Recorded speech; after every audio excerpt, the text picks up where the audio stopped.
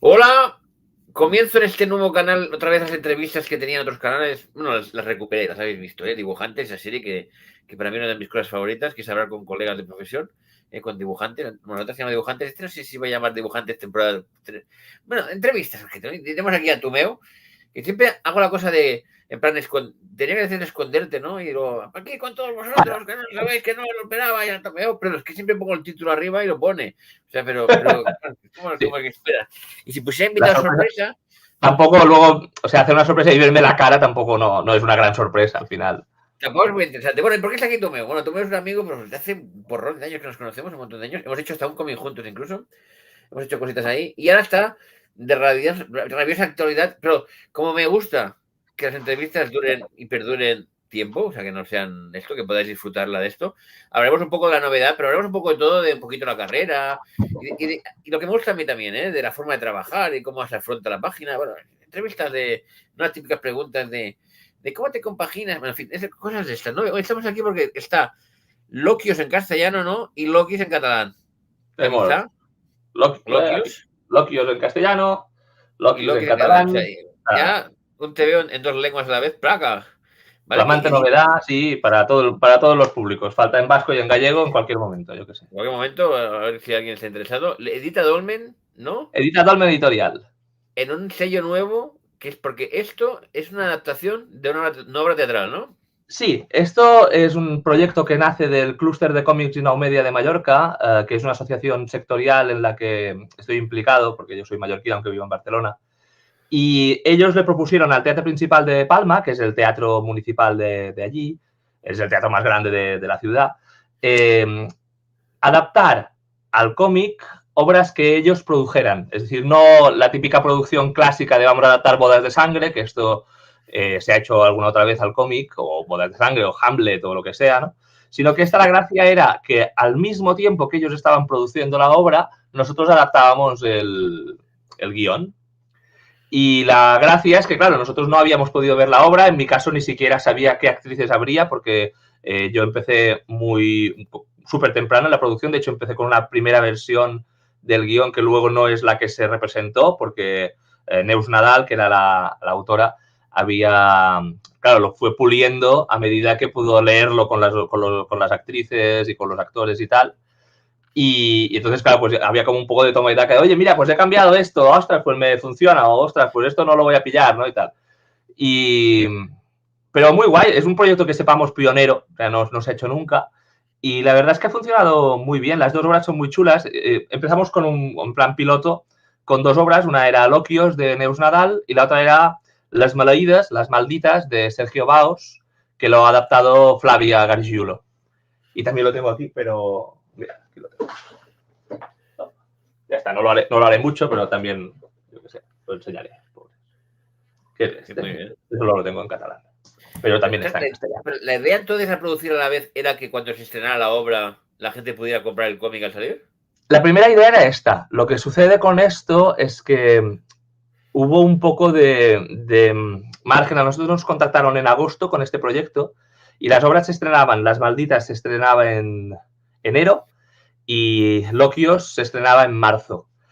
Y yo creo que hubiéramos podido llegar porque la idea es que no son obras súper largas. Loquios son 42 páginas de cómic. Las Malditas se ha alargado más, Las Malditas son casi 70, si no me equivoco. Pero hubo un delay entre que la editorial se ponía las pilas, el teatro decidía qué obras había que hacer, luego hubo una serie de problemas legales, como esto no se había hecho nunca y la editorial tampoco sabía exactamente cómo funcionar. Claro, nosotros la editorial nos pasó un contrato normal de edición y nosotros tuvimos que decirle, oye, pero aquí hay una serie de cosas que no podemos poner porque la obra original no es Claro. nuestra, ¿no? Entonces, Responsabilizarte, por ejemplo, de las cosas que salgan escritas dentro. Por ejemplo, ¿no? Supongo. En bueno, plan, si hay algo. hubo un tema que es que, claro, nosotros estábamos firmando, ¿no? Y decía, pues esto, ¿no? Lo típico, Tomeu Piña, propietario de los derechos de Lokis o Claro, Lokios, no.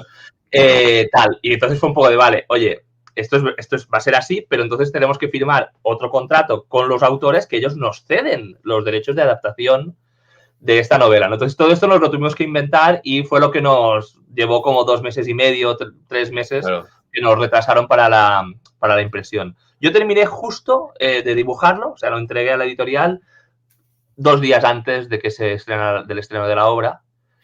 Lo que pasa es que, claro, luego estas obras han tenido más vida. Por ejemplo, ahora sé que Las Malditas, no sé si Las Malditas o Las Maleídas se está representando en Madrid. Este fin de semana pasado sé que estaban con esto. Sé que Loquios ahora en el Puente de la Constitución se va a representar en otros teatros de Mallorca. Entonces, pues siempre estar allí. Y la gracia era un poco esto, ¿no? Era un poco ver cómo nos afectaba una cosa a la otra y buscar públicos idealmente de distintos espacios, ¿no? Una pregunta que te quería hacer es que tú has trabajado también, has adaptado novelas. Entonces, yo he adaptado 3 novelas. que, claro, hacer un teatro luego es más sencillo para un dibujante porque en principio hay menos descripción y más diálogo, me refiero más concreto y es más fácil. Pero claro, si te van haciendo cambios, entonces ya no es tan, no es tan fácil. No, esto fue curioso porque, claro, bueno, claro, lo que haces siempre, ¿no? Yo me leí la obra entera, hice una escaleta y entonces empecé a decidir cosas, ¿no? Y una cosa muy curiosa que me pasó es que los primeros cambios que ella hizo, yo los había hecho todos igual. Vale. Porque había...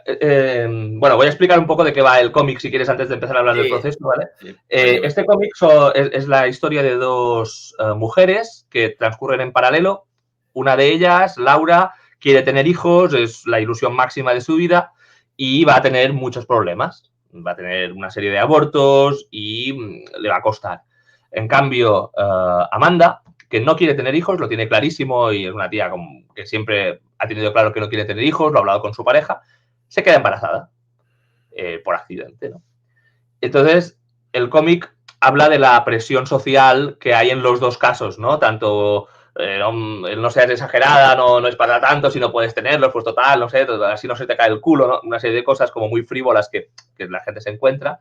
Y por el otro lado, ostras, pero piensa que se te va a pasar el arroz, que va a ser tu última oportunidad, que las mujeres, si no eres madre, como que no has querido de verdad, ¿no? Todas estas mierdas que se dicen.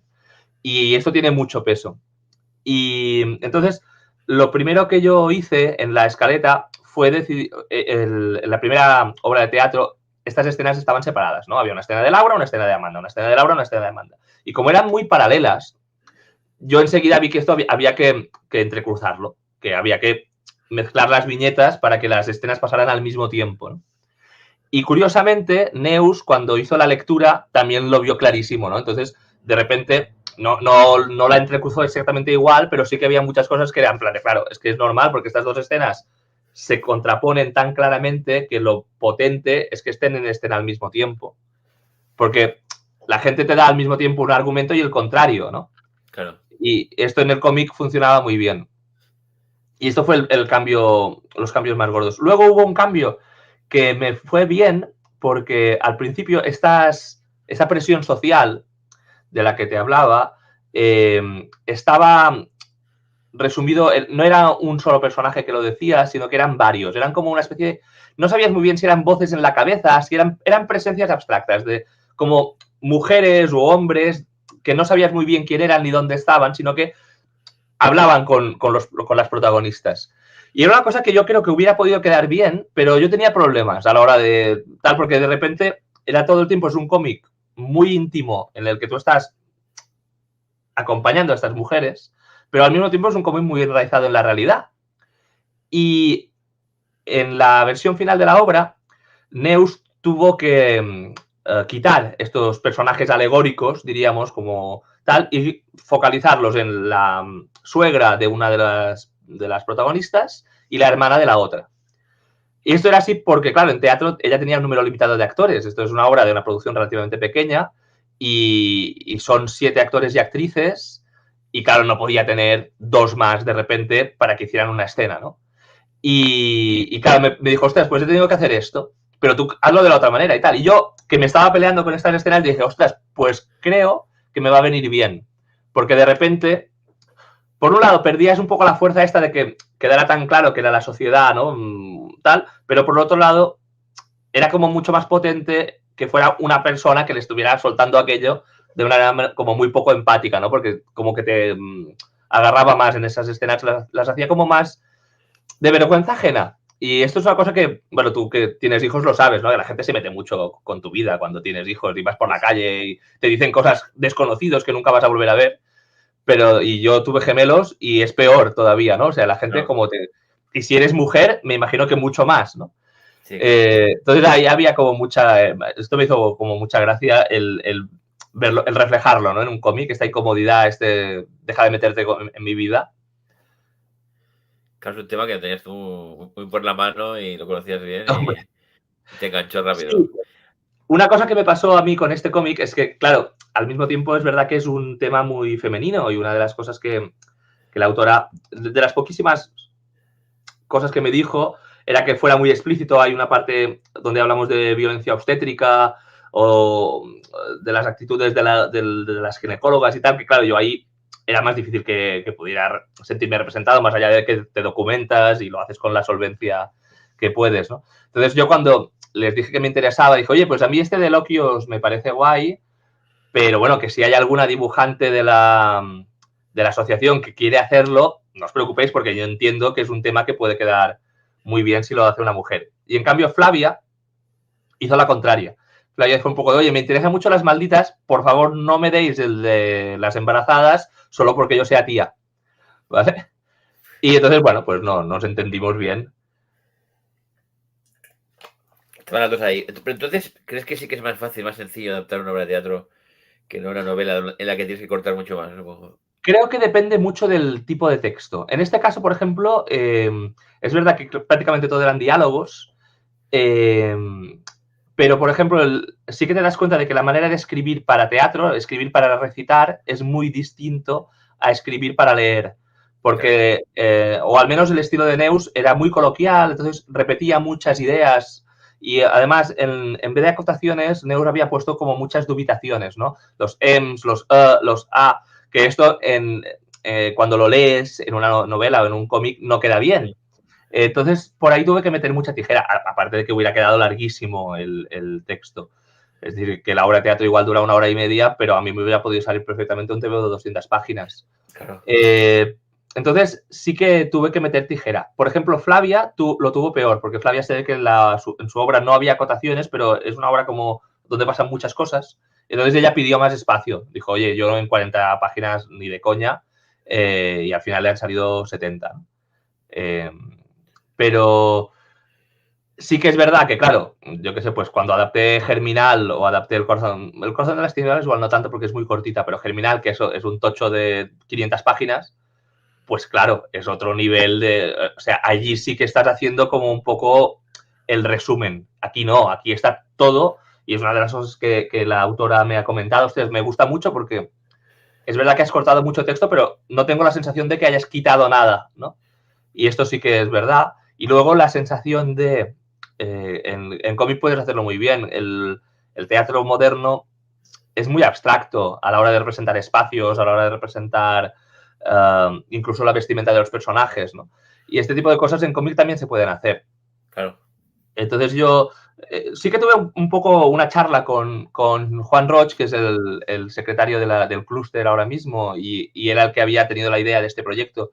Cuando le pasé los bocetos, me dijo, ostras, ¿no has aprovechado para meter alguna escena, yo que sé, pues una playa de puta madre, ¿sabes? Un edificio, una ciudad, ¿no? Tal. Pero claro, la obra como es muy intimista, a mí me da la sensación de que no funcionaba. Y cuando me lo dijo, lo intenté. Dije, hostia, pues en esta escena o en esta escena. Pero era un poco ponerlas porque sí. Y en cambio, lo que sí que estoy muy contento a la hora de aportar, que creo que el cómic aporta, son dos cosas. Una es la deconstrucción de la estructura de las páginas, que es una cosa que a mí siempre me ha gustado mucho jugar con esto.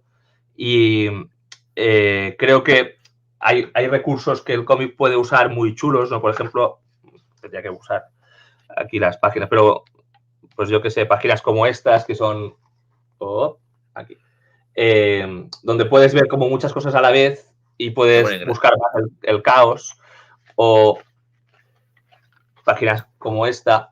Aquí. Te ponen grande para que lo veamos bien. Ahí está. Claro, páginas como esta que creo que visualmente son muy potentes Y luego está el recurso de que en el cómic tú puedes ver al mismo tiempo todo lo que... todo el monólogo a la vez. Es decir, cuando el actor te está recitando un texto, él empieza y acaba. Entonces, si tú te has perdido algo o no, yo que sé, has parpadeado, te has perdido la expresión que ponía y además esa expresión no se va a repetir nunca, ¿no? En cambio, en el cómic lo tienes todo a la vez y puedes ver cómo el personaje ha empezado con una actitud y ha ido evolucionando. Y creo que esto también le da un toque distinto a la obra, que creo que es guay. Creo que era, entre otras cosas, lo que justificaba la adaptación, ¿no? Parece que les parecía bien, ¿no? Que jugaras y añadieras todo eso, porque claro, son cosas que el cómic tiene y que el teatro nunca podrá hacer. Entonces, ese Claro, fragmento en este de caso, Neus no es aficionada al cómic y me ha dado mucha libertad. Yo creo que también como autora, ella era la primera obra grande que dirigía, había dirigido otras cosas, pero creo que como autora de un cómic, de un teatro que siempre también es algo como muy de nicho, que tiene su público, pero que al final es una cosa más o menos reducida y tal, le hacía mucha ilusión que pudiera llegar a otra gente. Y entonces me dio muchísima libertad, más allá de esto, de que fuera muy explícito en las escenas de la violencia obstétrica y 3 o 4 cositas más, no se metió. Y la verdad es que cuando le entregué el lápiz, hice unos lápices muy rápidos para que pudiera leerlo y poder decirme, oye, pues me gusta cómo va, ostras, pues esto no me gusta, ¿no? Yo qué sé, pues al final también iba a ir su nombre ahí y ella tenía que dar su visto bueno, ¿no? Diríamos. Y le gustó mucho, no me puso ninguna pega. La verdad es que este proyecto, tú que sabes cómo a veces se enrocan los proyectos de cómic, este proyecto ha sido un placer, porque cumplimos plazos más o menos, fue todo muy sencillo, yo estaba como muy... Decidí usar el estilo que a mí me sale natural, diríamos. Me lo pasé muy bien, el color, que nunca había hecho yo un cómic a color, elegí una manera de colorear que era colorear con fríos la historia de Amanda y con cálidos la historia de Laura, para que fuera más fácil distinguirlas. Y creo que es un recurso que ha funcionado muy bien y que le ha dado una cierta gracia. Entonces hay una paleta un poco limitada, pero que creo que es expresiva. Y ha sido un placer. Es de estos cómics que ha salido todo rodado, ha quedado una cosa bonita, creo que es un cómic útil que apunta muchos debates. Luego la gente cuando lo ha leído siempre se siente reflejada en algo, que esto es algo que es normal, porque al final este tipo de temas, los abortos, el no tener hijos, el tal, son temas que son un poco tabú, que mucha gente los ha vivido, pero no los habla. Entonces, es muy fácil que la gente le toque un poco la patata, ¿no? Y las reacciones están siendo positivas. Entonces, la verdad es que estoy muy contento con él. Lo que es interesante es la relación con la autora del texto original, ¿no? Porque entiendo que imagino las otras adaptaciones, evidentemente el corazón de las tinieblas no pudiste hacer ahí No, claro, de cambios, todas ¿no? las tenidas de Gemiral estaban muertísimos.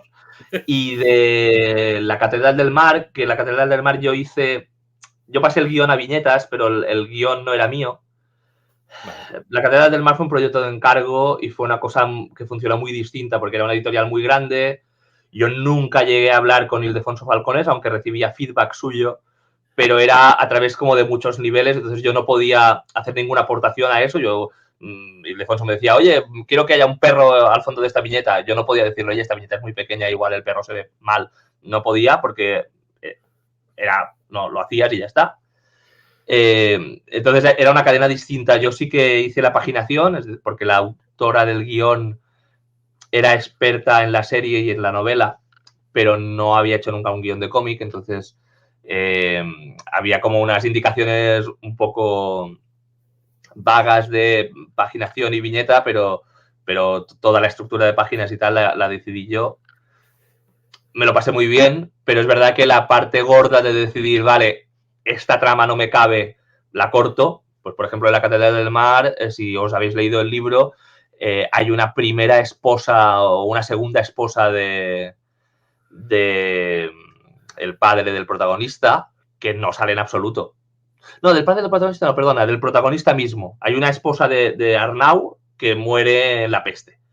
y este personaje lo hemos matado. O sea, no sale. Porque no cabía. O sea, claro, tú pasas y eso que La Catedral del Mar es un cómic, es el cómic más largo que he hecho hasta ahora, son 180 páginas de cómic, creo, 160 páginas de cómic, una barbaridad así, pero aún así no cabía todo. Y claro, ahí sí que hay una parte de tijera que es, pues yo que sé, en Germinal también la tuve que hacer, pero sí que en Germinal lo tuve que decidir yo, hostia, vale, pues yo que sé, la historia del hijo pequeño que se ha quedado inválido y se vuelve delincuente, la voy a contar por encima o no va a salir la parte de que se vuelve delincuente porque no me cabe, ¿sabes? Pero, o en El Corazón de las Tinieblas sí que había, El Corazón de las Tinieblas es muy cortito, entonces fue como más fácil. Pero, por ejemplo, sí que había una parte del final que está toda narrada en flashback. Y entonces como, no sé, no tenía sentido, entonces la cogí y la puse al final, ¿no? Sí que haces cambios con una libertad distinta. Cuando el autor está vivo, pues no puedes. Que un día diga algo. No, pero Claro. es curioso las diferencias para este teatro. Es que hay obras. Otro reto de esta obra sería, porque al ser tan intimista y de mucho gente hablando, es no repetir los mismos planos Claro. Es un reto eso, ¿eh? Esto es lo que te decía, que yo ahí trabajé mucho Sí. también la paginación, claro, porque si no puedes hacer todo el tiempo página, o sea, gente hablando todo el tiempo, ¿no? Entonces, pero es curioso, yo creo que sí tengo una virtud como dibujante, es la actuación. Es decir, creo que mis personajes son buenos actores. Y entonces me sentí muy cómodo con eso. Me lo pasé, o sea, fue un reto, pero era lo divertido. Yo me lo pasé bien. Entonces no lo he sufrido este cómic con estas cosas, ¿no? Igual hubiera sufrido más si hubiera decidido meter esto, ¿no? El plano de la ciudad. No lo sé, igual ahí hubiera pringado. Y aparte de los cambios estos pequeños cambios que has hablado y tal, y dices que has empezado antes de la producción de esto y no saber qué son las actrices, luego no se parecen nada a las actrices que no han hecho nada. Y no han dicho, No. me cambiarás por las. No han dicho, repite todas las páginas. No, a ver, claro, yo luego he visto fotos de la producción y de hecho en el cómic al final hay un pequeño texto de Neus y donde hay un par de fotos, ¿no? Y tal. Y claro, pues no se parecen en nada, puedes intentar adivinarlo, pero no, es lógico. ¿Y por curiosidad cómo han hecho la obra de teatro? ¿Lo han partido por la mitad para que se vean las dos cosas a la vez? ¿O... Bueno, claro, van encendiendo un foco según vale. el momento, Vale. El van teatro haciendo moderno. cosas. A ver, no todo el tiempo están toma y daca, ¿no? Supongo que hay escenas más largas. Yo tengo que decir que la obra no he tenido oportunidad de verla porque como yo vivo en Barcelona y la obra de momento solo se ha representado en Mallorca, justo yo no estaba. O sea, no he podido ir, claro, tampoco no me puedo permitir pagarme un billete para ir a ver la obra. Y no ha dado la casualidad de que yo que coincidiera en unas vacaciones mías o algo, ¿no? Entonces tengo muchas ganas. Sé que hay una grabación. Si ahora que sé que hay una tanda este diciembre de actuaciones, pues no puedo ir a verla en vivo, intentaré ver la versión grabada de la representación del principal. Porque la verdad es que me parece curioso. Llega el dibujante, ¿no? La premier con la bandeja, ¿no? Con la alfombra roja ahí para... Esto si lo hubiéramos conseguido tener editado para la representación, yo creo que hubiera sido bonito. Pues sí, ¿no? Y Pero barras ahí y demás. Está muy chulo también que haya que en el libro haya el feedback del autor, que claro, nosotros no hay. Pues es una cosa que me gusta mucho de los cómics. Yo estoy leyendo mucho manga.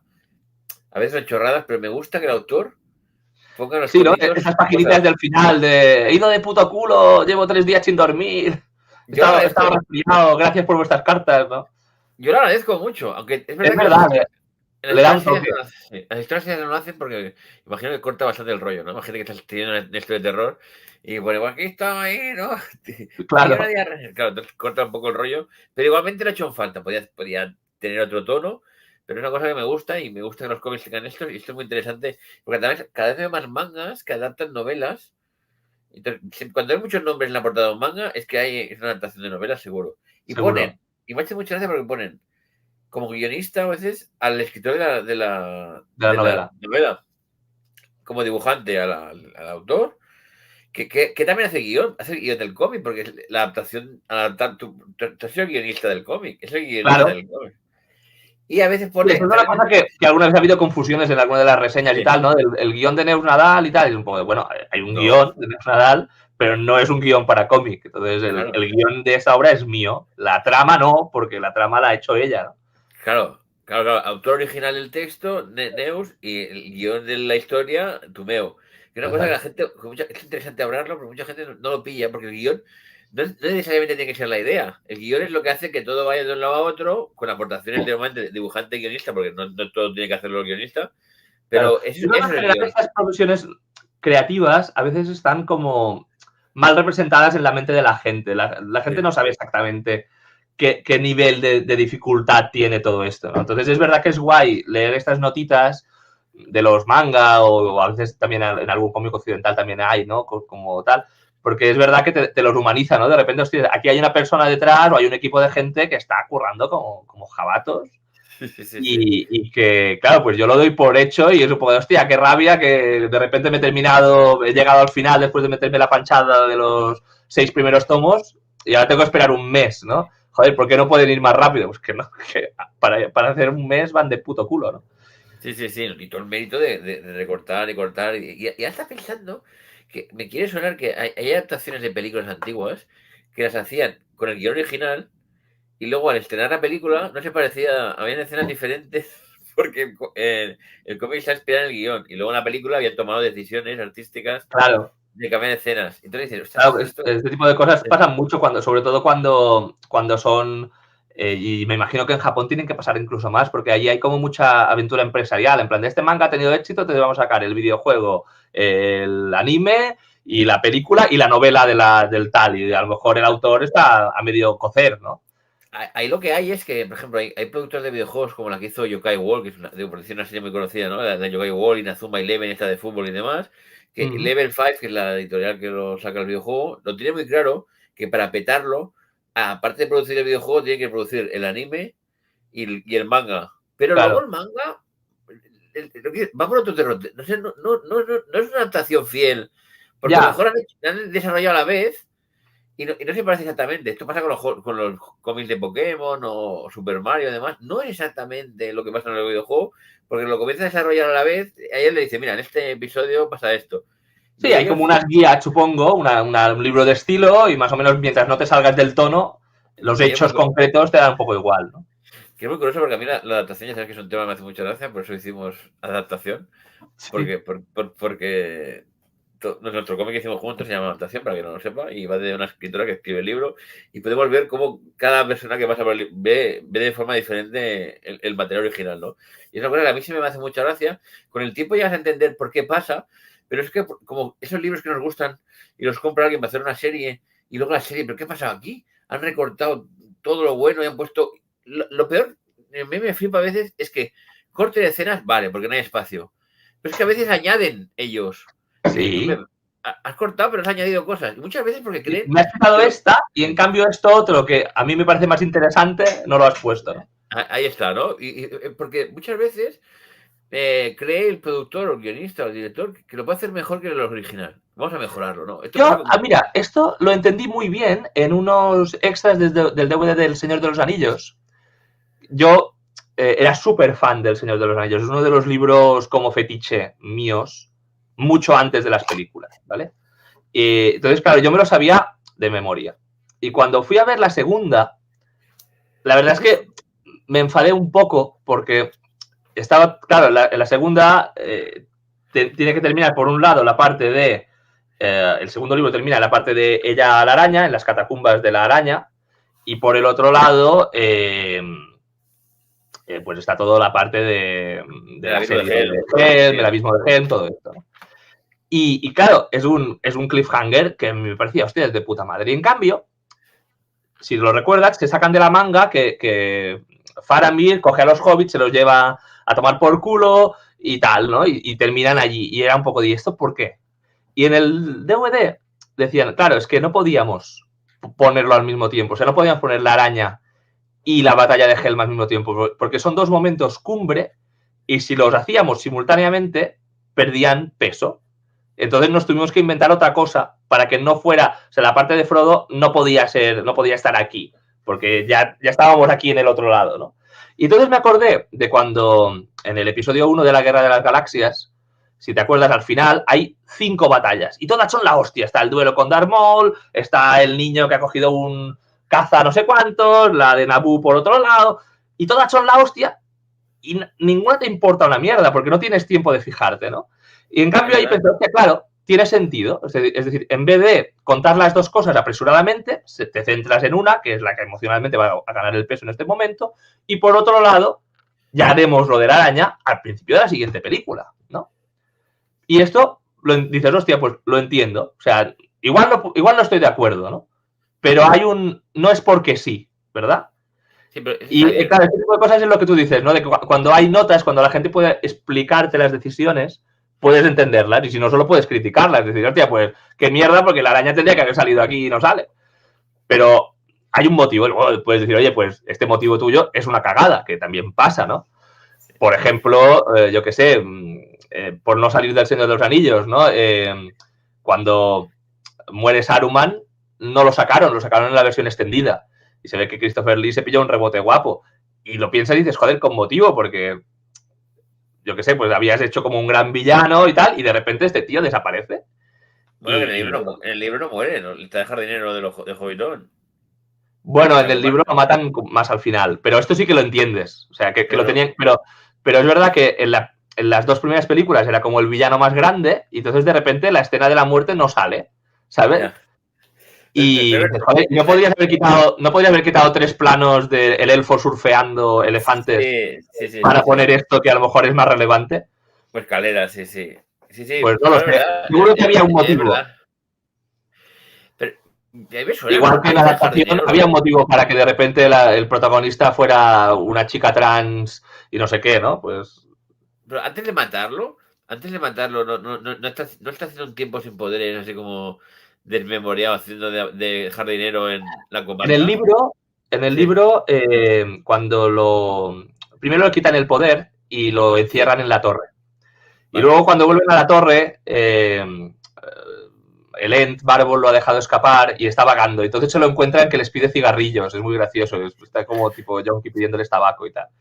Pero en realidad, Saruman, todo este tiempo que había estado ahí, había estado extendiendo su influencia en el país original de los hobbits, en la comarca. Y cuando ellos vuelven a la comarca, se la encuentran muy destruida, como urbanizada, como que ha talado árboles para joder. Un poco es como en plan Díaz Ayuso, ¿sabes? Y se lo encuentran que está gobernando como en la sombra, ¿no? Y hay un poco, creo que es un poco un tema que a Tolkien le interesaba, de cómo una cosa es las grandes batallas que tú luchas lejos y otra cosa es cuando estás perdiendo una cosa que a ti te importa de verdad, que no es un país lejano que has salvado, sino que es tu puta casa, es la calle de tu padre donde estaban los almendros y de repente no hay un puto almendro y tú no vas a poder recuperar ese almendro nunca, ¿no? Y eso te duele más que los reinos que se han perdido que tú no conoces en realidad, ¿no? Y es un tema bonito. Pero claro, yo entiendo que la película era una esnifada, porque no te vas a poder. O sea, hemos destruido el anillo, hemos coronado al otro y tal, y ahora vamos a la batalla del país de Comarruga de la Punta. Es verdad. Yo creo que eso. Bueno, estamos desvariando, pero ya me parece bien. Pero es un real tema de Tolkien. Más que el Sauron y el ojo, para él es la industrialización, ¿no? La destrucción del bosque. Creo que es un tema importante para él, sí. Para él es lo más importante casi, ¿no? Hay con los orcos. No me quiero, o sea, yo he leído muchas veces El Señor de los Anillos, es mi única autoridad. O sea, sí que es verdad que para él es muy importante el tema este. Luego está el tema de la guerra, que cuando sabes que él luchó en la guerra mundial, te encajan muchas cosas del tema antibelicista que tiene el libro, ¿no? Y toda la actitud de Frodo de no querer matar a gente y tal, pues lo entiendes mejor, ¿no? Pero volviendo a la adaptación, es cierto, por ejemplo, esto que has dicho, ¿no? Me parece muy razonable. No voy a mezclar a la vez el abismo de Helm, la araña, para que no pase como en Star Wars, que tiene el Darth Maul, has dicho, el Skywalker, la batalla, la superficie, y mientras tanto la Amidala entrando por el... Sí, los Gungans por un lado, es como están pasando demasiadas cosas. Estás haciendo malabares con demasiadas pelotas. Aceptamos barco. Pero ¿por qué me metes a los elfos en el abismo de Helm? Esto ya es una cosa tuya. Pues es pura mera estética. Es lo que decíamos. Hay decisiones con las que puedes estar de acuerdo y con las que no, ¿no? Pero sí que tienes que pensar que hay un motivo. Lo tenemos a todo el Hobbit entero, ¿no? Que es para algunos, para olvidar. O sea, el Hobbit hace más fiel al Señor de los Anillos, al original. Y luego ya ve los Anillos del Poder y ya es el Señor de los Anillos, la primera trilogía, es la cosa más fiel del mundo mundial del esto. Pero dejando aparte la frialdad, lo del cielo o no, que es los Anillos de Poder, aparte que es mala de narices por muchas cosas que la verdad es que no la he querido ver. Mejor, porque hay cosas que están construidas con... ya me pasó con el Hobbit, que no la he visto, o sea, vi la primera, me pareció regular, la segunda creo que la vi en un avión, una cosa de esta, y la tercera creo que he visto alguna escena suelta. Y no, el Hobbit es divertido si piensas que no es el Señor de los Anillos, sino que es unos enanos repartiendo hostias en sitios varios. Entonces, hostia, hay un ensayo en 2 o 3 partes en YouTube de Lindsay Ellis, que ha ganado un premio Hugo, estaba nominada a un premio Hugo por este ensayo en vídeo, que habla de por qué el Hobbit es tan mala cuando el Señor de los Anillos era buena, ¿no? Sí. Y habla de todo lo que fue la pesadilla de producir el Hobbit, de cómo el Hobbit, entre otras cosas, ha limitado, o sea, para que no se llevaran el Hobbit a otra parte, hicieron una ley de trabajo chunguísima en Nueva Zelanda que ha jodido un mogollón a los actores sobre todo, pero a muchos trabajadores de la industria del cine y tal, porque claro, era una cosa que no querían que se llevaran, pero los actores también estaban diciendo, oye, pero pagan 2 más porque, joder, tal, ¿no? Bueno, está muy bien, o sea, yo lo recomiendo. Si os interesa. También hay una edición cortada, creo, que cortan también, hacen 3 películas en una. Bueno, esto es los fans han hecho montajes y tal, que bueno, no sé que hacemos montajes y demás. Pero bueno, estamos aquí desvariando y todo venía por el tema de... Hemos pasado de dibujantes a críticos de cine, truchos. Sí, no, pero es interesante porque estaba hablando del tema de las adaptaciones, que me parece algo muy interesante, porque yo también tengo que hacer algunas y reducir, y la gente normalmente, pues eso, que tienes confusiones de quién hace el guión, de cómo se corta, qué escenas cortas, qué escenas no cortas, si hace falta añadir algo, y luego sobre todo los lenguajes, ¿no? Que cosas que funcionan en el libro que en el cómic no funcionan. Aquí en teatro, en principio, la escena que has contado, incluso creo que la escena que has contado sí que se puede explicar en cómic relativamente más fácil, aunque era difícil, pero más que en un escenario, no sé, que se pusieran unas voces gigantes, unas predicciones o algo así, ¿no? Una cosa así como conectando. Sí, no sé qué tenía ella en la cabeza al principio. Sí que es verdad que siempre que tú estás adaptando un medio audiovisual, hay una parte de lenguaje compartido con el cómic, ¿no? Entonces, el teatro no es exactamente un medio audiovisual, pero nos entendemos, ¿no? Entonces, sí que hay una serie de estructuras comunes en las cuales es más fácil de beber. Y al final, alguna vez que he leído lo que decías antes tú, ¿no? Pues cómics adaptados de películas, pues claro, ahí tienes mucho trabajo hecho porque al final, como el cine es una cosa mucho más mainstream y también se ha hecho mucha más teoría, lleva más tiempo de historia y tal, es verdad que a veces el cómic, los autores de cómic estamos muy condicionados a la manera de narrar de las películas. Y esto es una cosa que yo lo he pensado muchas veces, que claro, tú si quieres hacer una película sin mucha imaginación, puedes hacer lo típico, ¿no? Plano general, plano de uno, plano del otro, plano de los dos, ¿no? Y esto en cómic te funciona igual, sin cambiar una coma. Hay muchas técnicas del cine, o que se han hecho primero en el cine, que luego se pueden llevar al cómic.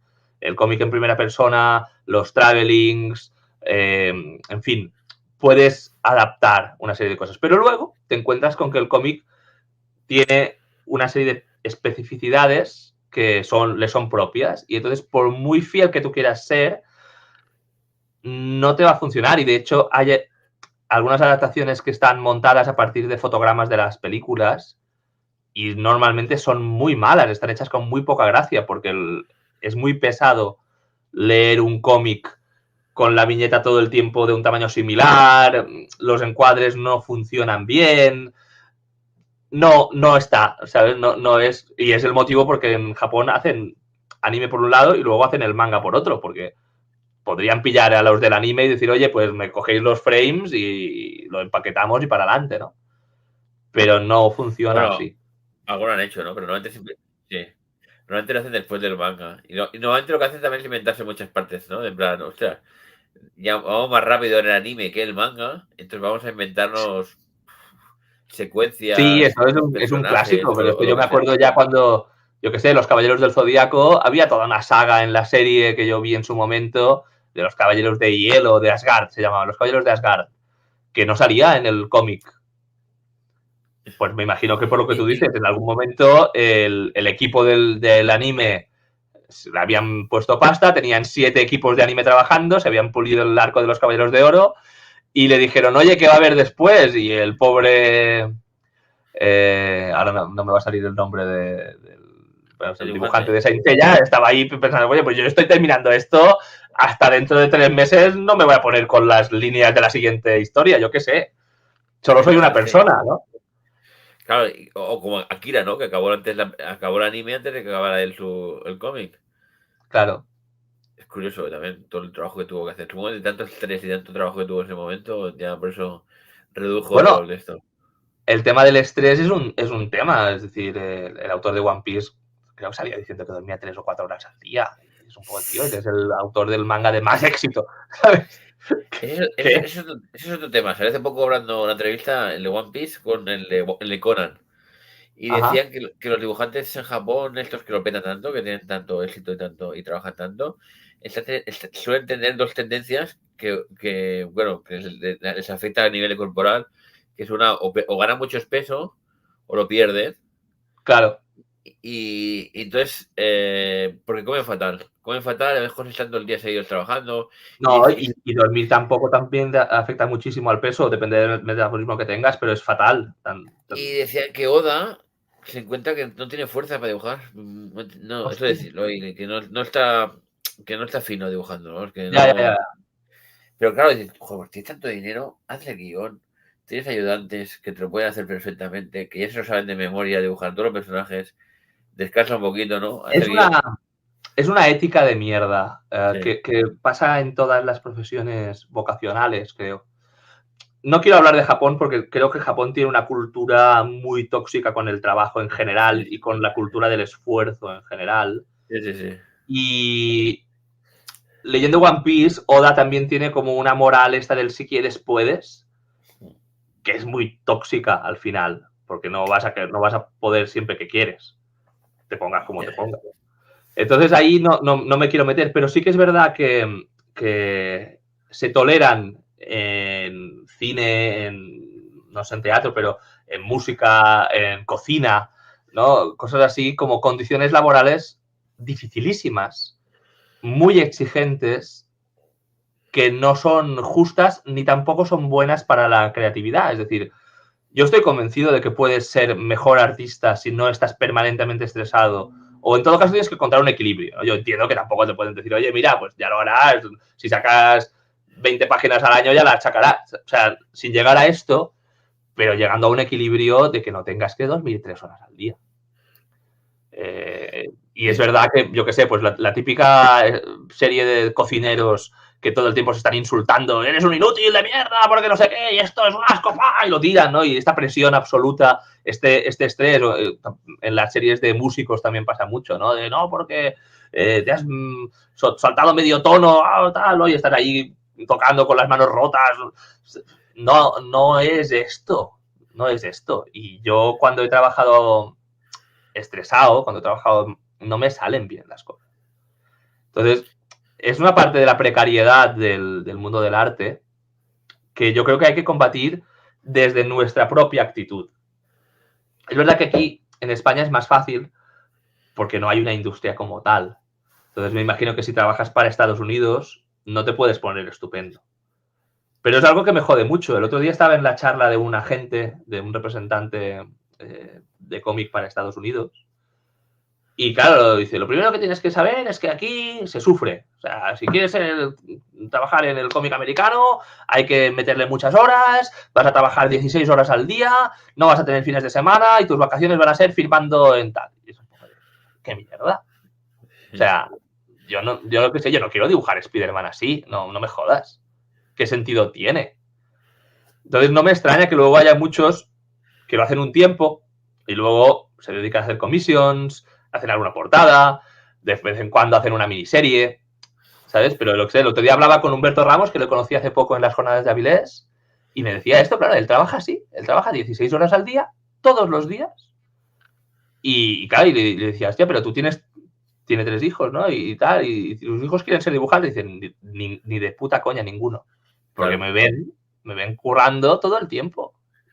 Claro, él sabrá, ¿no? Y seguro que se lo pasa bien porque lleva muchos años currando, pero estás hablando de un tío de primerísimo nivel, que ha trabajado en las principales series de las editoriales que ha querido y tal, que debe haber ganado un dinero, no sé si mucho o poco, pero me imagino que suficiente como para vivir de una manera razonable. Además, trabaja en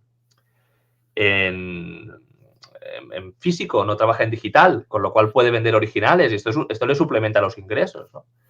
Y aún así, pues los años que lleve en la profesión, tiene este ritmo. Sí, Claro, sí, si sí. lo puedes llevar, cojonudo, pero si luego te pasa como a George R.R. Martin, que por lo que sea no lo puedes llevar, también tienes que lidiar con todo este rollo, ¿no? Que si eres un vago, que si no sé qué, yo qué sé Yo, cómo está este yo, pobre yo, hombre. yo creo que Martín sí que escribe mucho, pero es que no le debe ni apetecer hacer eso. Le debería apetecer más escribir otras cosas. No, la verdad, no conozco el tema, ¿no? Pero sí que es verdad que...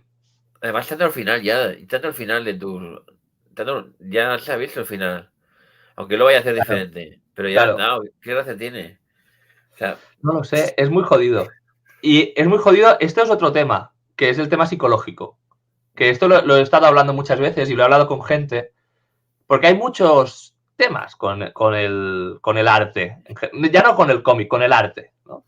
Para empezar, parece que si tienes que hacer cómic o novela o pintura o lo que sea, solo puedes tener éxito si eres muy conocido y eres relativamente rico, ¿no? Te van bien las cosas. Claro, yo conozco a los principales autores y autoras de cómic de este país, porque no es tan difícil, somos un mundo pequeñito y te vas encontrando, ¿no?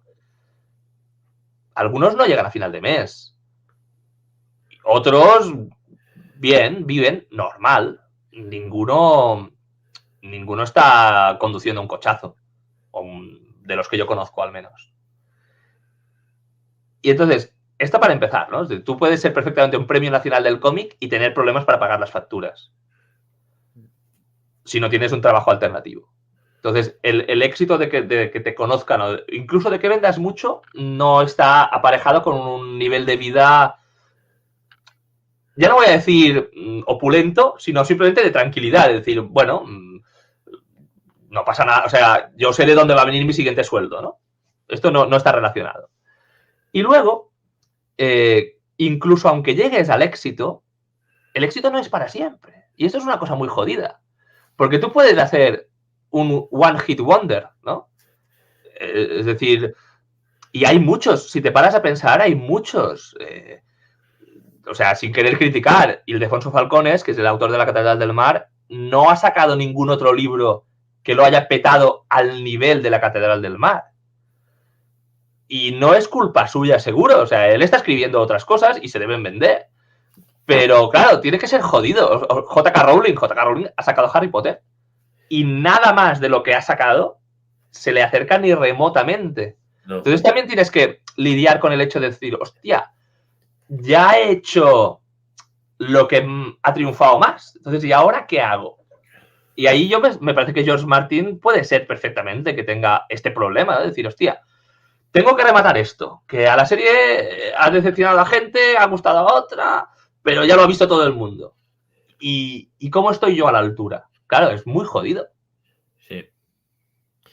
Y ya vengo de unas decisiones complicadas de los libros anteriores, de quitar Sí, claro, personajes, claro. moverlo aquí. Es un poco complicado. Precisamente hace poco estaba viendo un vídeo de unos que hablaban de videojuegos y hablaban de la compañía esta que hizo el Crash Royale. Joder, ese videojuego se llama Crash Royale, que lo petaba mundialmente y tal igual. Y Sí, he luego, visto algún anuncio, no lo he sí, jugado, pero sé cuál es. por lo visto, hicieron uno que se llama. Espera, está el Clash Royale, está El el Brawl Battle, Stars, ¿no? Es el suyo también. el Battle Royale y el Brawl Stars. Y esos tres, los otros dos no llegan al nivel del uno, pero se mantienen ahí, ¿no? Mm. Pero luego se ve que han desarrollado más juegos muy guapos, pero cuando han hecho los inputs, lo que hagan, las estadísticas, la de retención, todas las movidas, porque cosas que se nos escapan a nosotros, Sí, no han tenido las mismas y entonces no lo han sacado. claro. Entonces, tienen que decir, oye, tenemos que ser conscientes de que no vamos a. No se va a repetir siempre el éxito en todo lo que hagamos.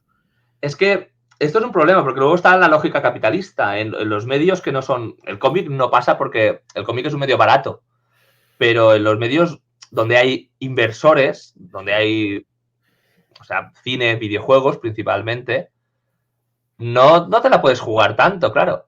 Y es verdad que es una lástima que decir, hostia, no puedes sacar peli, ¿no? Porque de repente ya no estás de moda o ya piensan que no vas a vivir igual o que no vas a triunfar lo mismo. Ya entras en una lógica que tienes que sacar un porcentaje y lo contrario, aunque tú hayas cubierto o te haya ido bien, ya no te funciona, ¿no? Ya no te sirve. Sí. O sea, si no has vendido el triple, yo qué sé. No, es que, claro, estamos hablando de industrias que yo tampoco conozco en profundidad. No, pero por ejemplo, en el manga puede pasar. En el manga, la revista Shonen Jump, famosa en Japón, famosa en Japón, pero un momento, hubo una época en la que coincidía Dragon Ball, Slam Dunk, One Piece y no sé cuántos, y creo que llegó a vender 20 millones o 10 millones, 12 millones de copias a la semana de la revista. Claro. Y creo que hace unos años estaba en 1 millón o 2. Y era un fracaso para ellos. Claro. Pero 1 millón o 2 es una cosa increíble. Claro, pero depende de lo que tú te pongas, ¿no? Esto lo hablaba Miki Monjo también en las jornadas de Avilés, que decía que él había hecho un TVO para China y había sido un fracaso vendiendo 40.000 ejemplares. Que claro, tú lo dices y dices, coño, 40.000 ejemplares. Y dices, ya, pero es que en China hay mucha gente. Entonces, las ventas buenas son a partir de 150 o 200.000 ejemplares. O sea, 40.000 ejemplares para ellos no es un buen... No, o sea, aunque haya beneficios, porque claro, hay beneficios por narices, pero no es el beneficio que ellos esperan. Y esto pasa aquí también. Aquí se interrumpen series y a veces piensas, joder, te quedan 2 libros por sacar. Sácalos y luego haces recopilatorios. Yo qué sé, puedes darle otra vida, ¿no? Pero si la dejas a la mitad, la estás matando, o sea, ya no lo vas a recuperar. Pero entiendo que desde la lógica empresarial tiene que haber una... Hay algo que hace que tú dices, no, vale más no invertir más y asumir las pérdidas, porque esto lo pongo en balance tal, lo que pasó estos días con Warner Brothers, ¿no? Esta película la tengo terminada, pero no la saco, me la descuento, tal, me hago este jibiri con los impuestos. Sí. Claro, esta es la parte fría de la industria del arte, ¿no? Es decir, cuando tú no estamos hablando de lo bonito que es la película que vas a sacar o qué virtudes tiene o el cómic que tú vas a hacer. Pero es triste, pero hay que hablar de esto. Porque con el cómic, por ejemplo, pasa muy a menudo que los autores nos autoexplotamos y en España pasa muchísimo. Yo mismo soy culpable de esto muchas veces. Yo hago cómics, algunos de ellos pues porque me hace ilusión y otros pues porque es un encargo que me apetece, pero siempre tienes que poner algo de ti mismo y siempre pones más horas de las que te están pagando. Aunque sean proyectos relativamente bien pagados. Loki's ha sido un proyecto espléndidamente pagado para ser España, ¿no? Porque había el teatro por en medio, entonces había como fuentes de financiación distintas y ha estado muy bien, o sea, no me puedo quejar en absoluto. Pero aún así, yo he metido más horas de la jornada laboral estándar, diríamos. Y el otro día también estaba en una charla de un editor, de una editorial, y me quedé con las ganas, ¿no?, de hablar de esto, porque ellos decían, claro, nosotros publicamos cómics que pensamos que se van a vender, pero también publicamos cómics que pensamos que tienen que estar publicados, aunque sepamos que no van a ser un éxito. Y yo ahí me quedé con las ganas de levantar la mano y decir, hostia, esto me parece súper guay, pero ¿cuánto le estás pagando al autor de este cómic que tú crees que no va a tener retorno de ventas? Porque si tú le estás pagando solo un mínimo, no eres tú el que está apostando por ese cómic. Es el autor que se está comiendo las horas de hacerlo para que tú le pagues una parte de la tirada y luego se venda lo que se venda. Claro, si tú tienes suerte vais a ganar los dos, pero si tú no tienes suerte solo está perdiendo el autor. Claro, no sé, en este caso concreto de la editorial que me hubiera contestado, pero me hubiera gustado hacerles esta pregunta, porque no sé si es una reflexión que ellos se hacen como editorial. Sí, porque hay editores que yo creo que son como prestamistas, que lo único que hacen es avanzar el dinero de la imprenta y un pequeño avance de lo que va a vender a ti. Y ya está, ¿no? Bueno, claro, los editores intentan arriesgar lo menos posible porque ellos tienen un modelo, aunque sean aficionados y les guste a lo que publican, ¿eh? Me refiero que muchos no intervienen, o sea, no hacen el trabajo de estar ahí respaldándote, y no solo de dinero, sino de otras cosas. de cómo lo llevas, tal cual, ¿qué te parece? ¿Sí te Claro, va bien? claro. Sí, exacto, este tipo de cosas, no, que simplemente tú haces todo lo envuelves, lo entregas y luego ellos le dan al botón de imprimir y ahí termina todo. Bueno, esto es un poco lo que nos pasó Sí, sí. con adaptación, sin ir más Adaptación, lejos. sí, sí. Eso ya llegó a un límite extremo de tener que maquetarlo tú, pero bueno, eso es Sí, otra es verdad. historia. De tener que Bueno, maquetarlo tú y éramos es jóvenes e brutal. inocentes. No, pero está muy bien todo esto que estamos hablando y también es verdad que también hay ciertos jóvenes hoy en día, digo son jóvenes, millonarios, que son workaholics, que sus empresas lo petan y venden programas por millones, pero echándole 20 horas al día. O sea, realmente no es que tengan suerte algunos también, es que echan 20 horas al día. Hay tiendas de Claro, marcas, ropa nueva, de camisetas y de cosas. claro, pero esto es muy jodido porque no hay una relación directa. Es decir, seguro que hay miles de personas que están metiendo también 20 horas al día, pero por lo que sea, o No, porque no, la idea no está en el momento adecuado en el sitio que toca, o porque no tienes el contacto que sea, o por mil cosas, o porque te da un jamacuco y te mueres. sí, sí, sí. ¿Sabes? No Pero, llegas al éxito, diríamos, ¿no? sí, sí, pero, Pero claro, sí, sí, es verdad que, y a ver, y los actores de Hollywood o los directores trabajan mucho, algunos de ellos con mucho éxito, trabajan muchísimo en condiciones jodidas. pues Ya, yo teatro qué ya sé, todo, Nicolas Cage, ahora no sé si ya lo hace, pero en su momento para se pagar las comía deudas. cucarachas. Se comía cucarachas. Christian Bale ha hecho unos cambios de peso que son delirantes. Los actores que se someten a hacer un personaje de Marvel tienen que hacer unas dietas para hacer abdominales que son una puta matada y además estoy convencido de que no son buenas para la salud, ni No, siquiera no. mental. No, seguro que no. Yo, por ejemplo, vi que el Hugh Jackman, para que se vean las abdominales en la cena, tenía que estar sin comer un día o dos. Y beber, Y sin normalmente beber desayunar. para que se vea ahí.